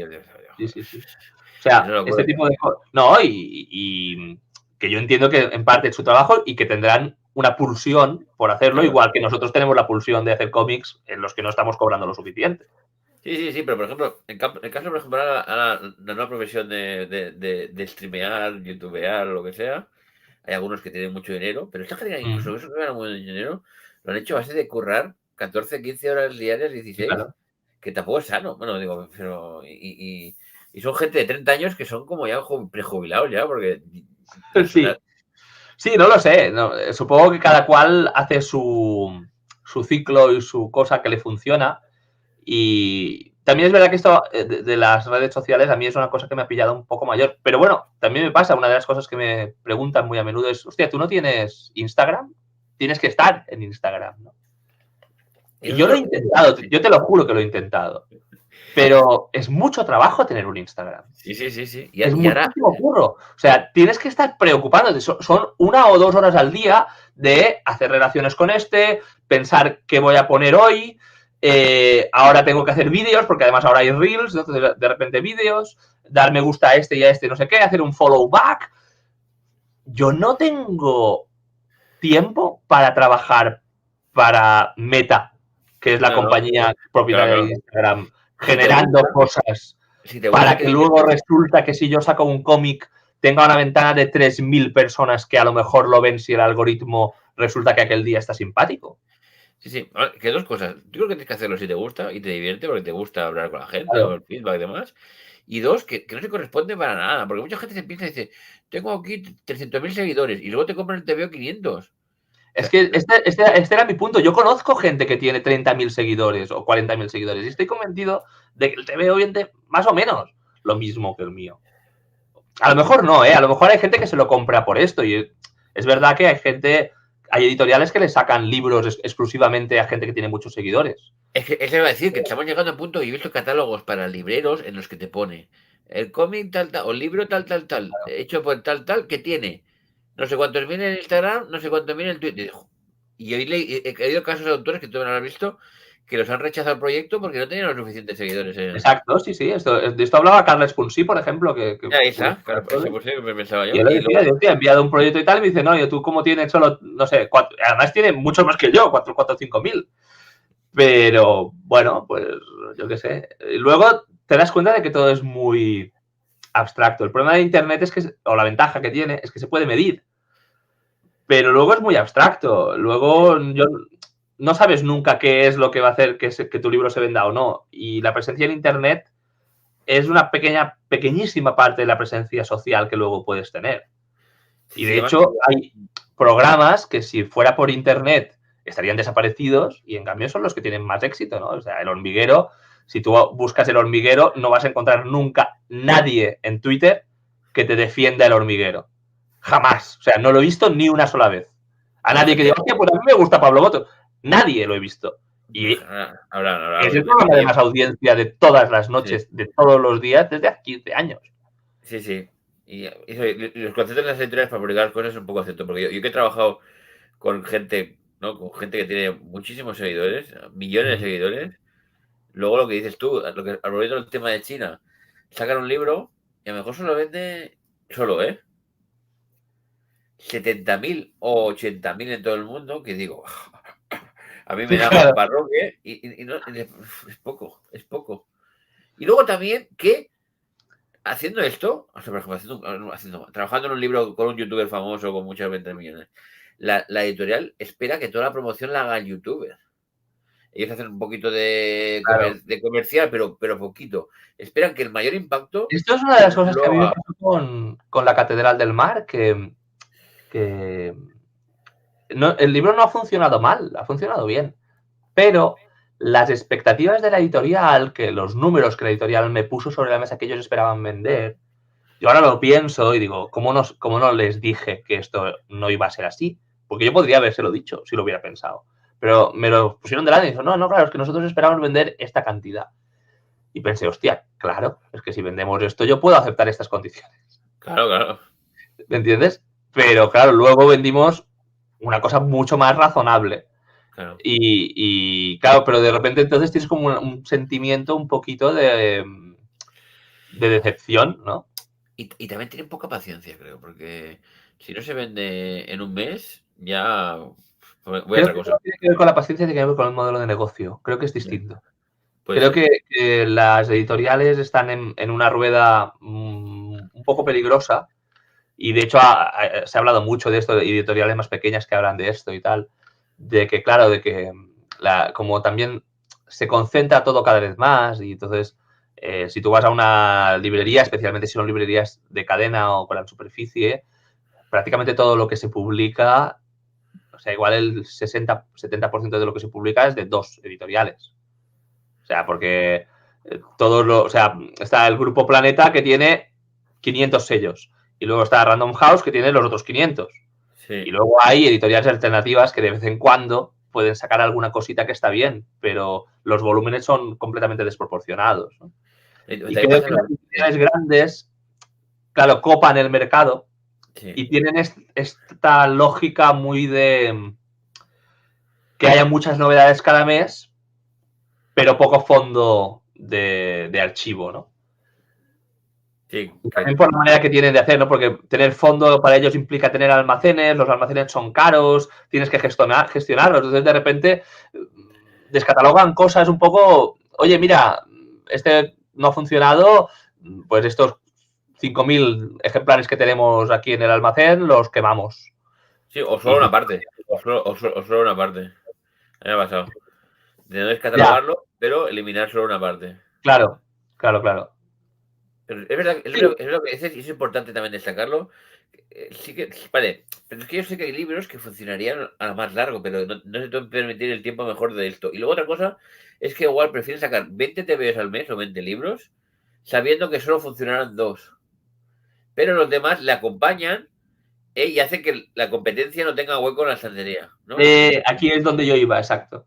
Pues necesitas quitar a los otros de la ecuación. Entonces, con alguno tienes pérdida, con alguno de estos pequeños a lo mejor recuperas lo invertido, pero hay 2 o 3 que te compensan. Y luego además, sobre todo... Y luego hay un tema con lo que tú decías del espacio en la estantería que es de posicionamiento, ¿no? Yo estoy convencido de que... Bueno, a ver, yo no lo sé y estoy hablando desde el desconocimiento, pero es una cosa que me sorprendería que no fuera así. Estoy convencido de que si tú como librería pequeña le pides el último de Reverte o de Almudena Grandes, por poner a alguien menos rancio, a la editorial te dice, vale, pero si quieres tener tienes que tener este y este. ¿Me entiendes? Y te los comes todos juntos, igual que pasa en los cines, ¿no? ¿Quieres la última de Marvel? Vale, pues me tienes que publicar estas 4 películas americanas. O pillarme X ejemplares, o para ti no hay. Espérate que nos devuelvan de las grandes. O te quedas fuera. Sí. Y luego, a mí me gustaría saber, como experimento, ¿no? Uno de estos grandes autores superventas, ¿qué pasaría si realmente no te pusieran su libro delante todo el tiempo? Porque ¿hasta qué punto? O sea, yo estoy convencido de que gente superventas a estos niveles tienen su grupo de fans, ¿no? Pues tú eres Ildefonso Falcones, has sacado La Catedral del Mar, luego has sacado La Mano de Fátima, has sacado no sé qué, has sacado no sé cuántos, y hay gente que se compra todos tus libros, sí, porque son fans tuyos, ¿no? Entonces estos los tienes asegurados. Pero si no tienes una editorial fuerte que te está respaldando y te está diciendo, oye, no, FNAC, el libro de Ildefonso Falcones va a estar 2 meses en este atril que te voy a mandar yo, ¿sabes? Y va a estar aquí, vas a tener 15 ejemplares delante de la puerta durante este tiempo, porque si no, pues no vas a tener todos estos otros libros del fondo, ¿no? Sí, sí, sí. Claro, ¿cuántos libros se venden de más simplemente por el hecho de que te están ocupando este espacio? Claro, y lo conoce todo el mundo. Hay un libro muy, muy gracioso que se llama Los demasiados libros, que lo compré por puta casualidad un día que estaba en el aeropuerto y no tenía nada que leer. Es un librito pequeñito. Ahora te digo el autor, si quieres. Pero es un ensayo. Y se llama Gabriel Zaid, el autor. Y es muy gracioso porque está escrito claramente desde el amor a los libros, pero los primeros 2 o 3 capítulos te habla de todos los libros que se han escrito. Y te dice, entre otras cosas, que si tú te pusieras a leer los títulos de los libros que se han publicado solo en Estados Unidos, solo leyeras los títulos, pero los leyeras todo el tiempo, tardarías como 30 años en leer solo los títulos. Y cada año se publica exponencialmente más, ¿de acuerdo? Es decir, ahora se publica igual un 5% más que hace 10 años, ¿no? Entonces, esta lista no deja de aumentar. Y ahora, además, está ChatGPT, que te puede escribir libros, ¿no? Y está el fenómeno de los youtubers y la gente de medio pelo que escribe libros para monetizar una parte del marketing. Había incluso por ahí unos youtubers que se hicieron famosos vendiendo el secreto que era... o sea, ellos lo que hacían era tener una idea, contrataban un negro, un escritor fantasma, para que les escribiera los libros, pagándoles una mierda, una cosa terrible, era una especie de globo de la literatura, ¿sabes? Pero rollo fatal, claro, ellos en inglés, pues supongo que tienen mucha gente en África o en la India que puede escribir libros muy baratos. Y entonces pagabas a una IA para que lo leyera y lo colgabas en Audible, creo que era en Amazon, ¿no? O en Spotify, un sitio así. Y te decía que, claro, cuando habías hecho esto varias veces, pues claro, entonces entrabas en un ciclo. Era una cosa como muy alucinante. Pero yo ahí vi que había varios sitios donde tú podías ir y que una persona que tú no conoces de nada y que cobra patatilla, o sea, nada, céntimos por palabra, te escriba un libro. Y claro, todos estos títulos también están y también compiten en las estanterías, que es a donde yo iba, ¿no? Porque al final el criterio editorial es un poco difuso y hay colecciones y hay editoriales que tienen una línea muy marcada y muy clara y publican cosas que dicen, ostras, vale, esta editorial va de esto. Y entonces esto es muy guay, porque si te gusta eso, puedes ir allí. A mí esto me pasaba, por ejemplo, al principio de Astiberri. Los 3-4 primeros años de Astiberri tenían un perfil muy claro, muy de cómic europeo, de novela gráfica y tal. Y yo sabía que si yo iba a ver qué publicaba Astiberri, a mí me iba a interesar eso, ¿no? Ahora yo ya estoy en un punto en que no puedo seguir las novedades de las editoriales porque publican muchísimo, ¿vale? Y para lo bueno y para lo malo. Pero es verdad que en las editoriales pequeñas esto es muy guay. Entonces dices, hostia, vale, ¿qué hace esta gente? Ah, mira, pues fantasía y tal, no sé qué. Pues vale, pues a ver qué tal, ¿no? Pues La editorial Cerbero, que es una editorial chiquitita que publica libritos Sí. muy pequeñitos y tal, pero son muy graciosos también. Mucha gente también de gente de redes sociales, pero bueno, son pequeñitos, son baratos también. Esta gente, yo ya sé de qué palo van. Entonces, de vez en cuando, pues te miras, ¿no? Ah, pues ¿qué hay? Pues hay esto. Ah, pues a ver qué tal, ¿no? Porque es un tipo de cosa de género que a mí me gusta. Pero claro, con editoriales más grandes, por eso es un poco que también hacen esto de tener como muchos subsellos, ¿no? Que no está todo a nombre de Claro. Planeta, sino que tienen Planeta, Alfaguara, Squadrons Crema, el Disset, ¿sabes? Y para intentar agruparlo, ¿no? Pero aún así no es Para, fácil. para diversificar, claro. Es que eso es muy importante en las editoriales pequeñas, que tú ya sabes que cualquier cosa, casi cualquier cosa que edite esa editorial te va a gustar. Y Esto, claro, claro, eso se pierde cuando crecen. sí. Pero también Sí, pasa con autores. Por ejemplo, hay autores que también, bueno, pero eso también, claro, es que hay gente que... Sí, lo de no diversificar es más práctico para nuestro, pero también es cierto que hay autores que se especializan en un tipo de cómic, por ejemplo, de terror.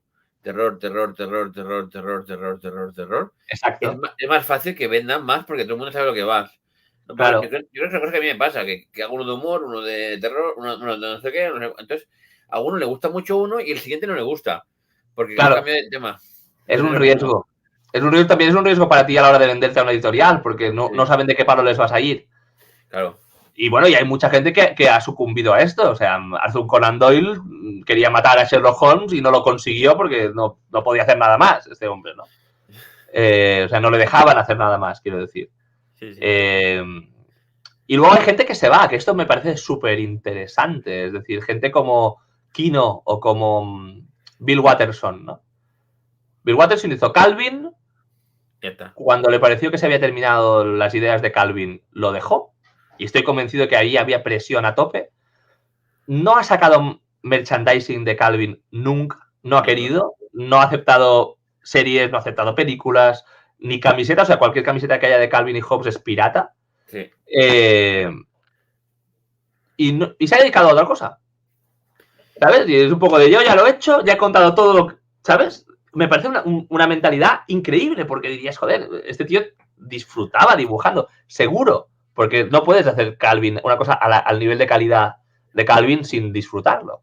Pero el juego no disfrutaba del éxito o no disfrutaba de otras cosas. No, no, me parece muy difícil y me parece de 10, porque Kino también lo hacía. Kino, cuando le pareció que Mafalda se estaba empezando a repetir, cerró Claro. Mafalda, luego hizo sus Este es.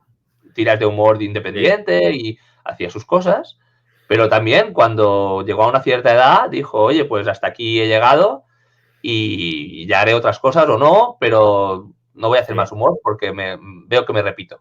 No es como Schultz, ¿no? Que Schultz llegó hasta después de su muerte incluso, ¿no? Creo las tiras. Pues puede ser, la verdad es que Schultz no lo sé, pero con otro ejemplo que me sabe igual peor, ¿no? Pero Uderzo hizo 2 o 3 últimos cómics de Asterix que eran nefastos. El último especialmente me pareció muy duro de leer. Y es una lástima un poquito, ¿no? Que nadie te pueda decir, oye, o que tú mismo, ¿no? No lo puedes decir, oye, este ya no está. Es curioso, pero a ese sí que le pueden dejar hacer lo que esto, ¿no? Y estamos hablando antes de autores que han hecho su One Hit Wonder este, y el siguiente tiene que volver a comenzar de cero, pero con alguna, según qué editorial y según qué sitio, picando de nuevo. Mira, el cómic pasa mucho. Ya me conoces, te he hecho esto, ha gustado. Claro. Tienes que tener más facilidad para hacer lo siguiente, ¿no? A veces no, ¿eh? A veces no, no, no.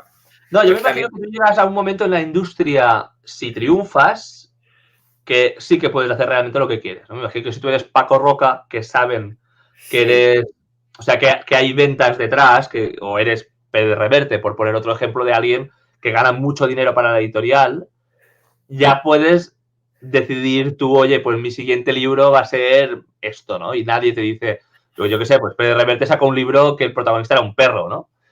Y es una cosa como muy marciana de repente, pero seguro que se vendió bien, porque hay mucha gente que lee todo lo que saque Pérez Reverte, ¿no? Aunque claro. luego haya mucha otra gente, lo que decíamos antes de Internet, ¿no? Que no lo pueda ver. Fíjate que esto es muy interesante. Has hecho los ejemplos que me hacen cuadran perfectamente con lo que voy a decir ahora. que es una cosa que pasa en otros géneros y en el cómic no pasa demasiado, y es que vende más el personaje que lo que haga. Y Paco Roca, por ejemplo, Es desde los cierto. pocos autores españoles de cómic, que es un personaje. Se ha hecho un personaje a sí mismo, en la forma de hablar, en la forma de actuar, en la forma de vender sus obras, en la forma de comentarlas. Así como cuando ves una película y siempre el making of, ¿no? El director dice, bueno, tuve la idea un día que no sé cuánto. Esto en el cómic no lo ves pasar, no lo ves a casi nadie. Tú Yo le preguntas, conozco, pero claro, el problema es que como es una cosa mucho menos mainstream, no es exactamente lo mismo.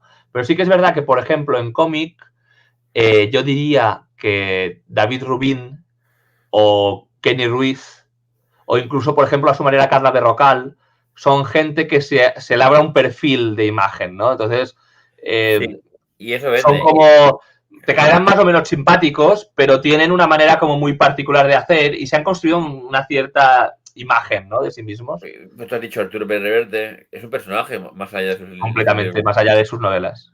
¿Qué más has dicho? El otro que has dicho también escritor, que también es un personaje. Bueno, hablando de Almudena Grandes no sé si llega a este. El Juan Gómez Jurado es un Sí, Juan Gómez personaje. Jurado tiene un poco un poquito este rollo de un poco de Estrella del Rock, a otro nivel, ¿eh? Pero se ha hecho un personaje. Que no, que lo famoso lo tiene este personaje. En la música y en el cine. Y es una cosa que en el cómic no pasa porque somos un medio modesto. Pero Claro, hay gente famosa del mundo de las cosas que tú lo hablas en privado tomando una cerveza y es súper majo o es de una forma. así. Y tú lo ves en una fiesta y es el personaje. Y no te va a hablar igual. Porque es el Claro. personaje en ese momento, ¿no? Sí, sí, se ponen una máscara, diríamos, y son distintos. Es la barrera, ¿no? La No, en barrera este ese. aspecto, entonces, estos tres del cómic que te he dicho no es esto, porque yo creo que son así, lo que pasa es que tienen personalidades muy marcadas y de alguna Sí, manera les sirven para marcar también la manera de lo que tú decías, ¿no? La manera de vender, la manera de presentarse ante el público y tal. pero sí que pero no sé si tanto Pero no creo es. que finjan, es decir, no creo que David Rubin tenga esta actitud que tiene o Kenny Ruiz vaya diciendo las cosas que molan y tal por una decisión calculada, ¿no? O No, Carla Berrocal pues hable de las cosas, de pero, los temas que trata, ¿no? Por simplemente proyectar una imagen. No, pero no por creo que sea ejemplo, el caso. alguno de ellos sí, y yo creo que Paco Roca también, ¿eh? Porque Paco Roca sí que es el único autor de cómic que he visto vender una historia Mm. alrededor de por qué ha creado esa historia. ¿Sabes? Como bueno, que es lícito, ¿eh? No Sí, digo nada de esto, pero que me parece algo curioso que no suele pasar en el cómic y el Paco Roca sí que le he visto y le he visto en buena pero quiero fuente. decir que esto no es una consecuencia simplemente de que, por ejemplo, Paco Roca le entrevistan en televisión, cosa que es una cosa que en cómic nos pasa muy poco. Sí, pero Entonces, es que sí, yo me he encontrado a mí mismo hablando de. Porque al final tienes que reflexionar sobre tu obra cuando la promocionas, ¿no? sí, sí, sí.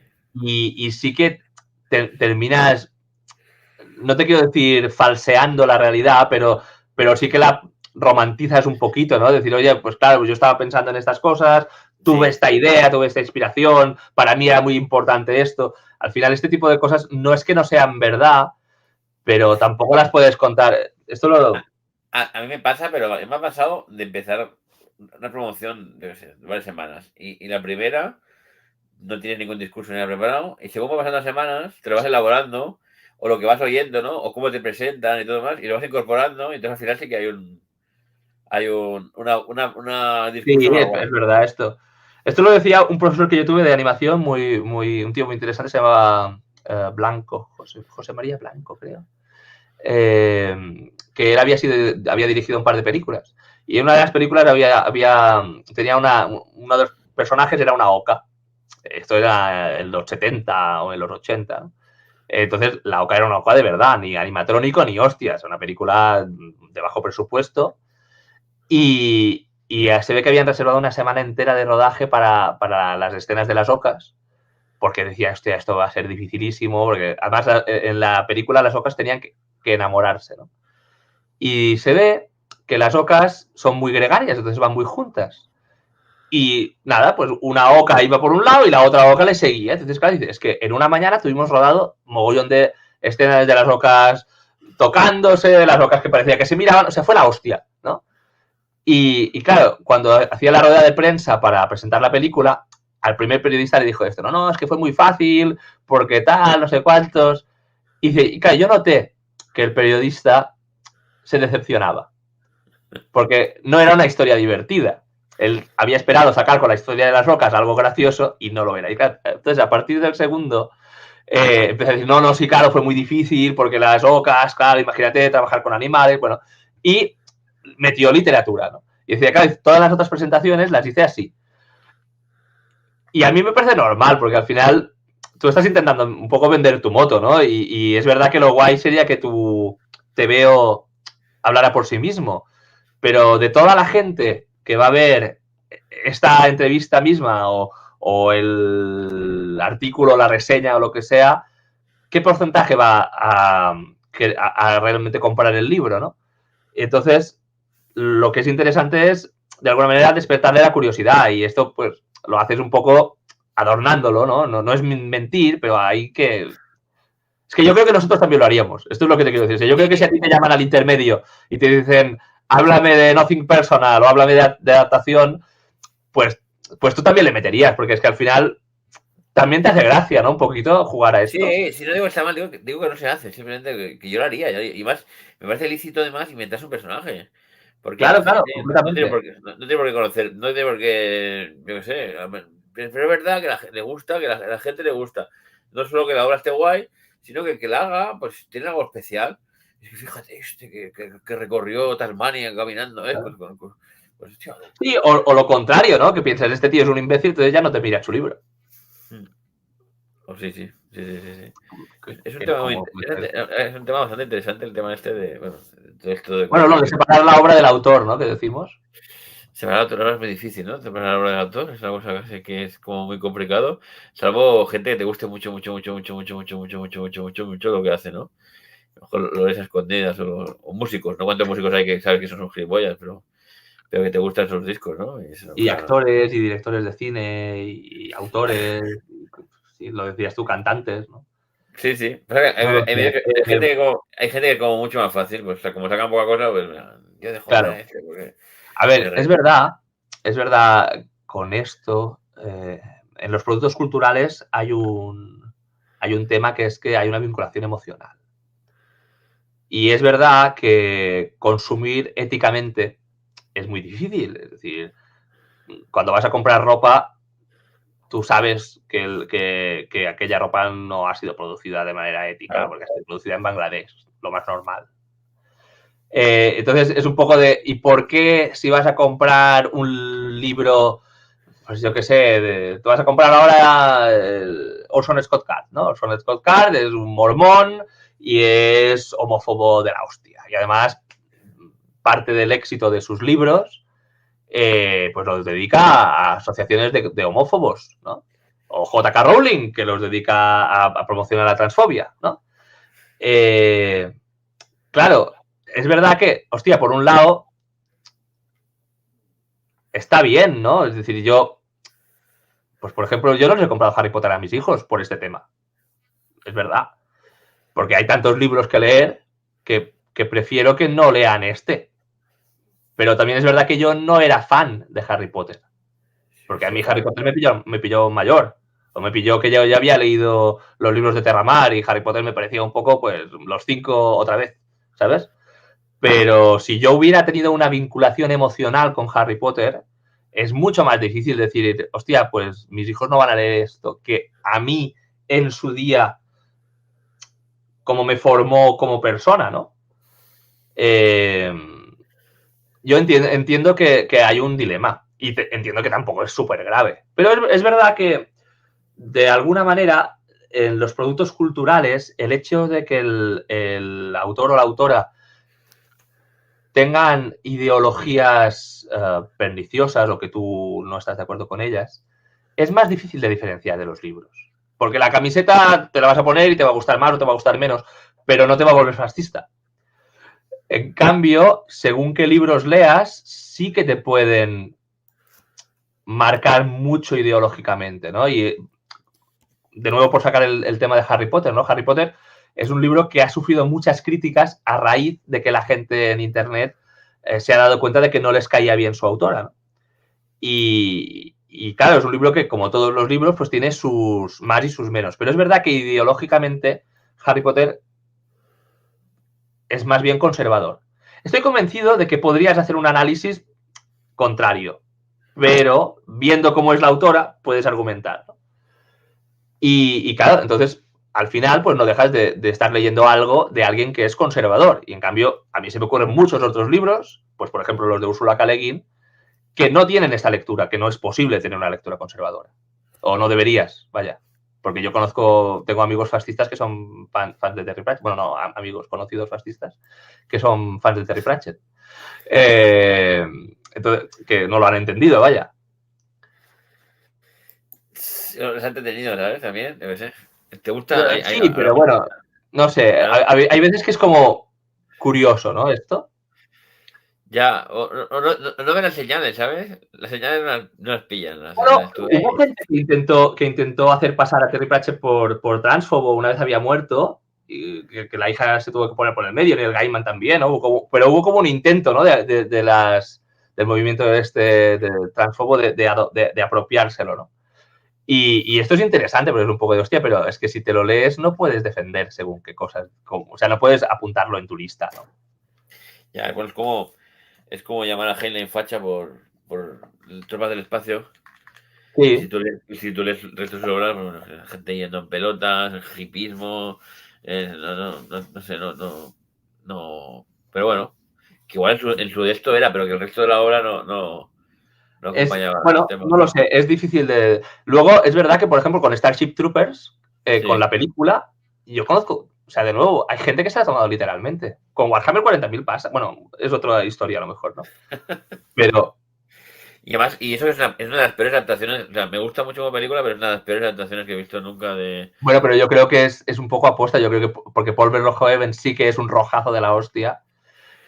Es verdad que yo no he leído el libro, No, a no puedo... ver, es que si tú tienes el libro es una defensa de bueno, una defensa no, es un futuro en el que los únicos que votan son los militares. Mm. Y hay una guerra contra los bichos.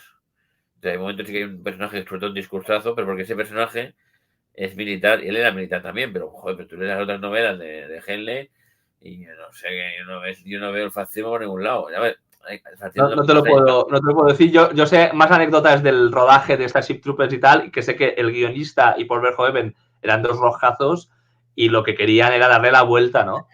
Y creo que se nota en la película. Pero sé que hay gente que no, que la ha entendido como que los militares muy bien.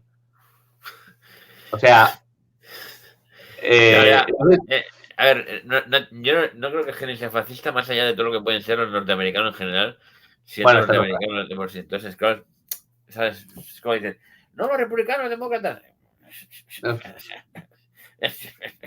En fin.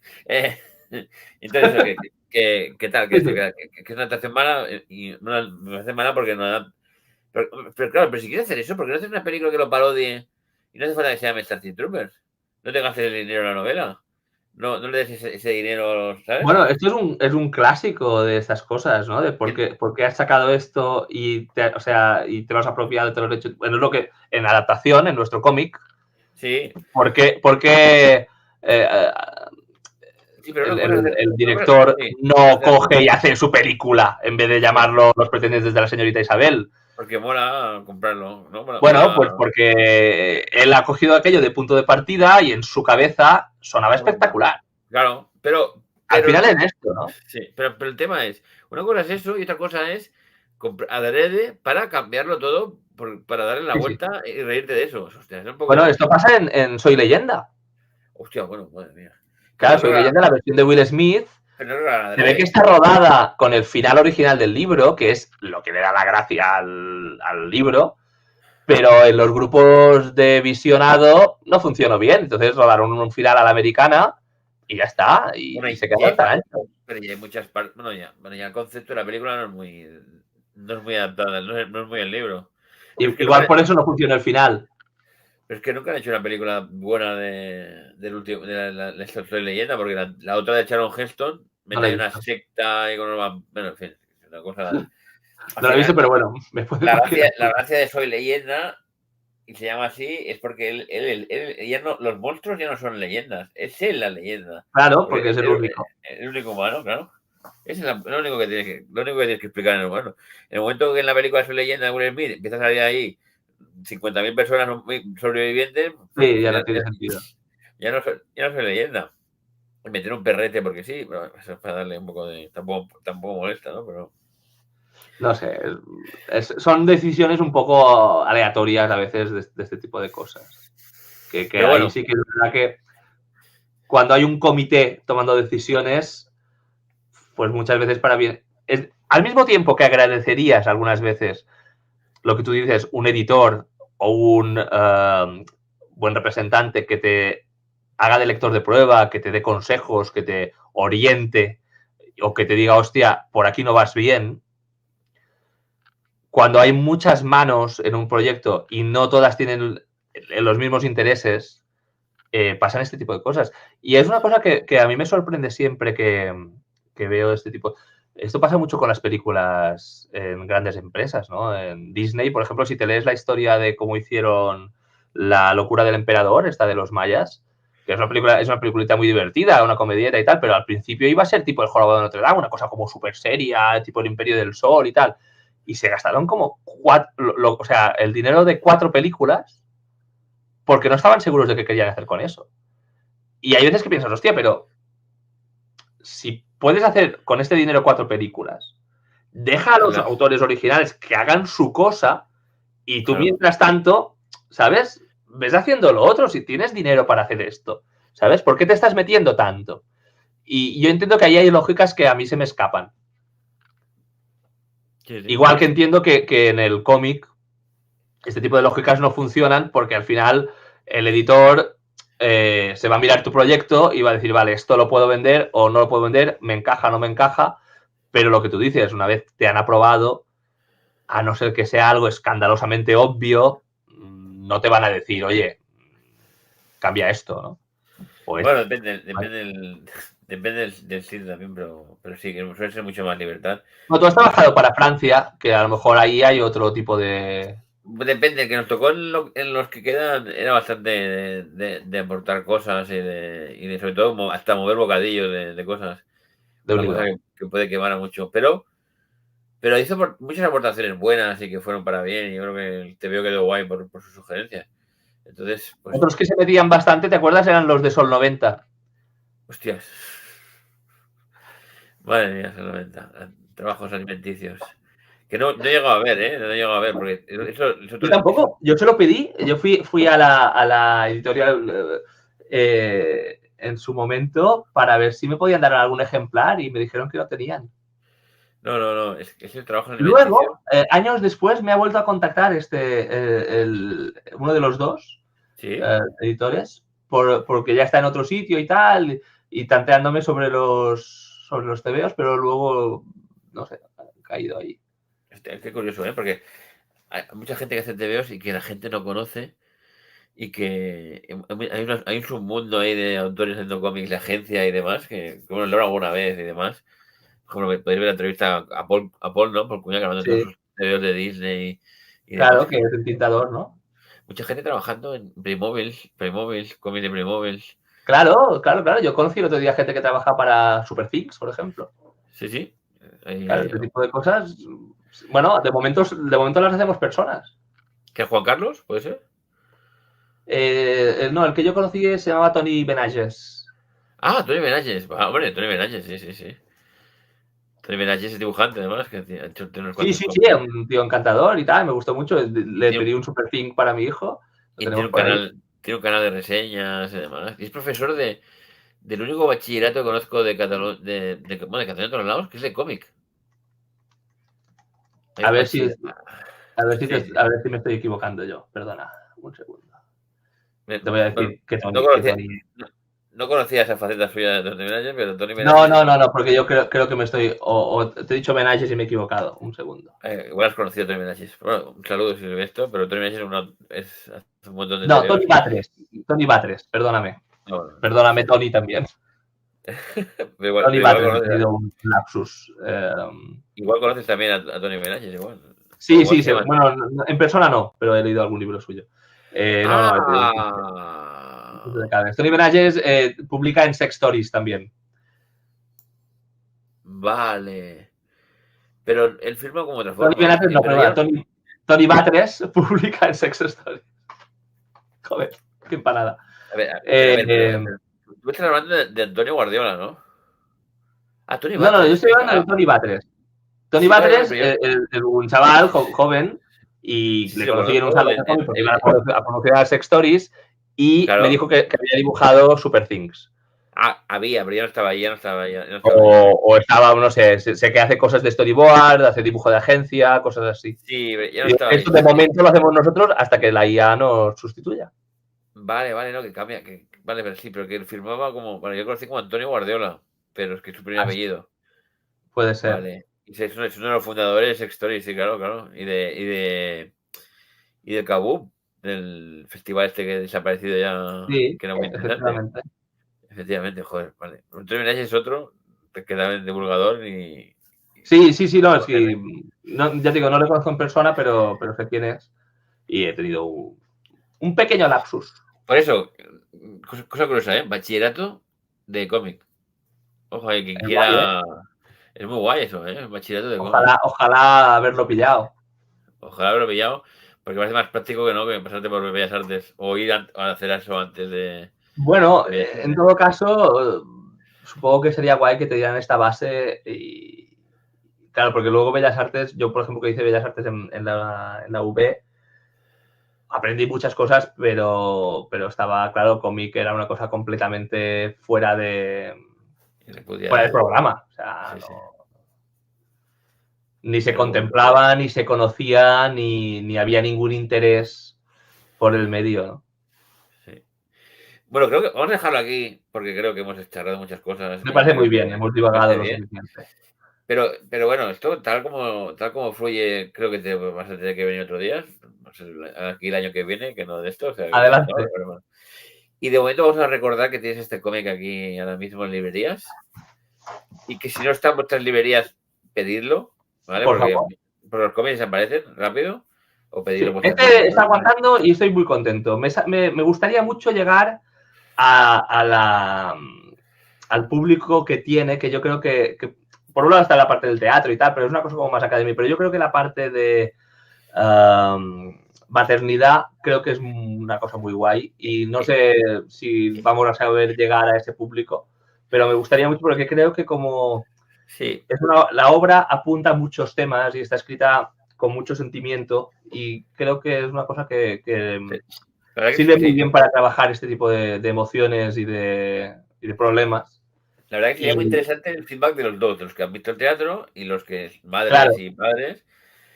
Para eso, tal como es el TVO, yo lo veo, es la técnica que hacen las editoriales. Le falta una faja o una pegatina de esas que se remueven fácilmente sin destruir sí, el por esto, favor. en el que pone una obra que habla de tal o una frase, ¿sabes? Porque Sí. eso engancha mucho. Porque lo verás, tú ves la portada, ves la embarazada y demás, pero los que hacen estos Y libros además el título es un poco críptico, el título de la obra es críptico, porque no, los loquios son una secreción que tienen las mujeres después de parir, que viene de la cicatriz de la placenta. Y es una cosa un poco oscura. Entonces, claro, entonces, no es algo que diga, no, esto va a ir de esto. Es verdad que la portada queda claro que va de maternidad, digo sí, yo. pero no necesariamente drama o no necesariamente problemas. No, claro. Claro, entonces igual sacan la típica fajita ahí Bueno, sí, sí. en Es verdad plan, que si lo giran, el resumen está bastante bien. entonces bien. Pero es el típico un gancho adicional para que la gente le dé ahí y lo le acerca, por esto, muy recomendado, ¿eh? Un libro que te plantea todos estos temas y todas las cosas por las que pasan. Y muchas veces no se habla demasiado de eso. Se habla más de las No, ya tonterías te y digo, demás. los testimonios de gente que lo ha leído me gustan mucho porque la gente como que se siente como en confianza para contarte cosas un poco íntimas y se nota que a ellos también les ha servido para hablar de esto con familiares o con amigos suyos y tal.